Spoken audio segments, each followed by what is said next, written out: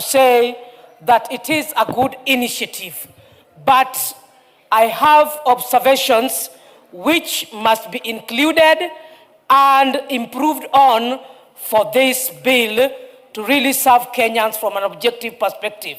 Number one, the bill doesn't clearly define infrastructure fund. I find it a little bit ambiguous because when we are talking about infrastructure fund, from what I have read in a paragraph, it is going to take care of roads, there is energy, there is transport, there is air transport and the like. So the bill should clearly come out how each and every segment is going to be supported or financed. That is a gap that is missing in this bill. Number two, Honorable Speaker, I look into this bill and we know very well that in Kenya, we have two tiers of government. That is the county government and the national government. At the same time, we have various ministries that are providing for the various infrastructural services that has been highlighted in the bill. The bill must come out clearly. The role and the interrelationship in which is going to come out clearly on how the county government and the national government is offering services on this line. Number three, Honorable Speaker, I want to say that there is a big issue of pending bills which we know that is facing this country. And this is not only limited to services provided, but also inclusive of the infrastructure facilities. How is the bill going to address this?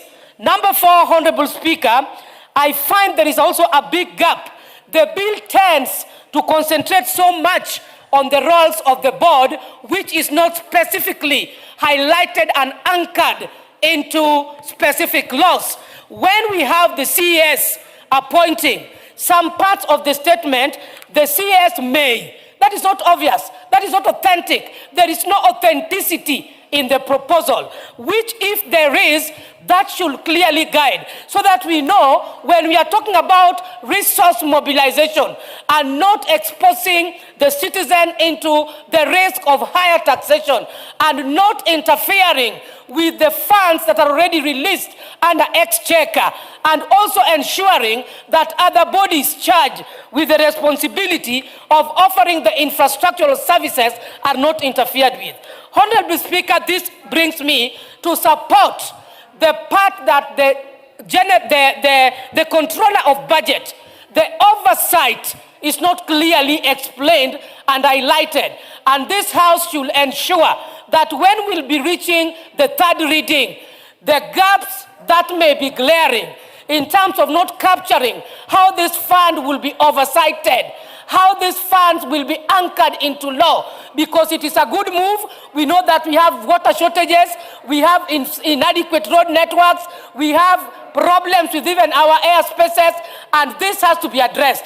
So, Honorable Speaker, I say it is a good initiative, but has a lot of generalities, too ambiguous, no clarity, that this House must take the role of ensuring that this bill doesn't die, but includes the components that it make it functional to serve the Kenyans. Thank you, Honorable Speaker. I contribute. Deputy Speaker.